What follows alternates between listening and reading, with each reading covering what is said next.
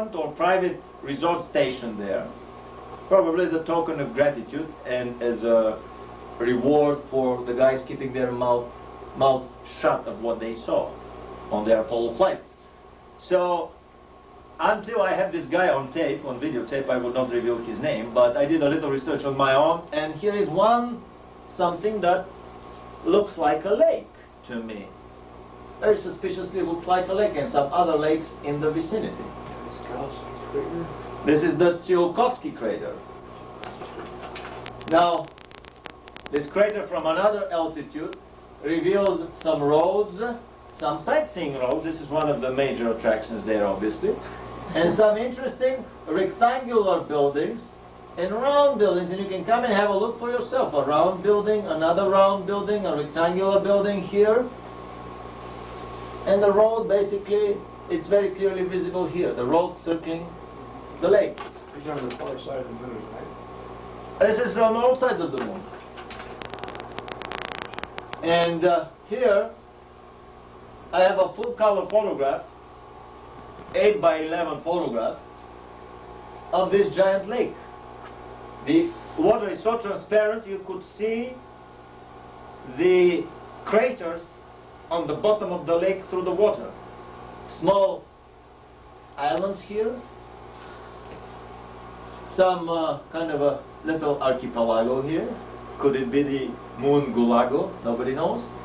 And other lakes here in the far. Something is definitely going on the moon. We discovered wind, atmosphere, vegetation. There have been many photographs of cloud formations over the moon, moving over the craters. Today they are here, tomorrow they are there. Let's consult our favorite tabloid press about some revelations. A World War II bomber was spotted in one crater and then it was gone. Weekly World News. Or a human skeleton photographed by Apollo astronauts on the moon. Some jeans or remnants of a belt here. A human barefoot footprint on the moon photograph. Obviously they want to tell us something. They want to prepare us for some future revelations, for some shocking admission that they probably didn't tell us everything about the moon. In a more glossy revelation by Ben Bova, the editor of Omni magazine, he talks about welcome to the moon base, and I wouldn't be amazed that this is probably exactly how the moon base looks like. Here he talks about an underground base, still assuming that there is no atmosphere. Maybe this was the first base that they built there in the 50s.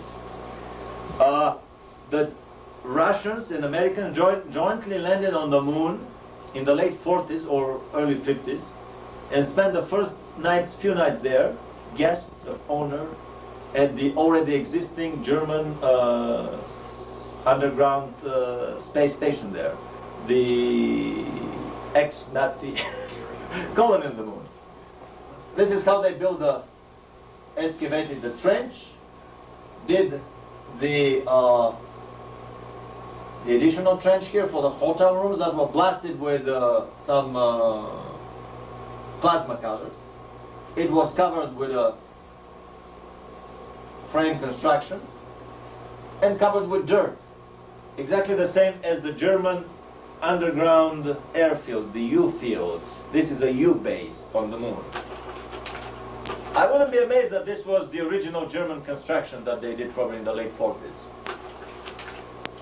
Here Ben Bova is trying to pull another hoax on us that you need such a deep sea diving suit in this vacuum atmosphere when actually on that water skiing film the astronauts were water skiing in bathing trunks. This is how the moon base looks inside. We see an anti-gravity assist ballet performance here because the ballet dancers are flying high in the air, several stories tall. One of the UFO researchers, Bob Exler, was actually shown an experimental NASA facility where if you drop a 10-cent coin, it slowly falls down as if in slow speed motion because it probably has 10% or 5% of the G, just barely enough to keep you glued to the floor. They use these for training of the astronauts because the Vomit Comet is too expensive and too messy when they go into this parabolic flight. So this is probably how the government colony on the moon looks like. I've heard rumors that in the 70s they had a 40,000 man strong colony, as big as the UCLA campus. Or other rumors subsequently that they have one hotel that's 30 stories tall and 6 kilometers long, or something like that. Giant construction on the moon. Where have all the missing children gone? Somebody told me that 400,000 children were missing from this country a year. I said, nah, impossible, maybe 4,000.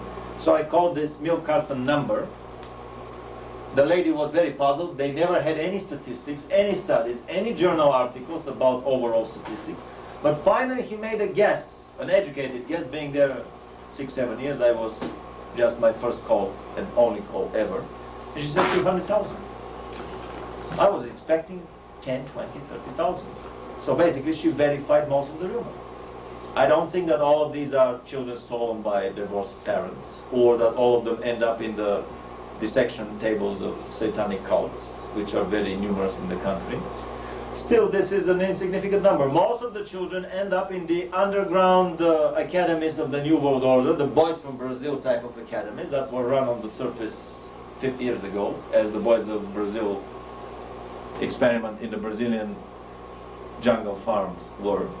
Now they are running the underground Frankensteinian factories for genetic human research, and on the lunar, Martian, and other evacuation and survival colonies that were built by the government. This is where the missing children end up. The supermensch of the New World Order. Life magazine tells us that they will be going to Mars in 2025. However, the Alternative 3 book and film claim that Russians and Americans secretly social landed on the moon. On Mars on May 22nd, 1952. 62, they say in the film, to cover it up as a rocket engine landing by a rocket craft. I have a feeling that it's an anti-gravity landing, and we have a 2-hour film with a lecture. I mean, actually the full-length Alternative 3 film with an hour lecture at the end. Why do I think that this is an anti-gravity social landing that happened earlier than what they claim in the film? At the same time, with all this conspiracy going on, in the Close Encounters of the Sleazy type, party line spin controllers, pants for hire and souls for hire, in a book like Out There, Mr. Bloom claims that the government started investigating in earnest UFOs from 1989, and they created a secret committee to study the possibility of alien existence. And there was nothing before that. According to Mr. Bloom, all conspiracies on the planet started in 1989. Close Encounters of the Sleazy kind. 14 times, Supernatural Spielberg. Close Encounters of the... this is another interesting lecture on the slave labor on Mars. Probably a lot of the abducted people in the 50s were taken, in 60s were taken as slave labor on Mars. Remember all these UFO stories of missing crews of whole ships that disappeared? Missing trains, missing groups of hitchhikers or cyclists, or whole camping sites were emptied of people. They urgently needed somebody to do the job, so they would just go down and abduct anybody that comes in view. This is a government craft photographed in Area 54 by Gary Schultz, produced by GE 20 years ago, in the back of one of the UFO contactee books. Bill Hamilton, in his book, Cosmic Top Secret, shows a UFO that has a US Air Force insignia on it, and there is certain literature that claims this to be a Fokker, the German aircraft manufacturer Fokker produced this in the 60s. as a bomber.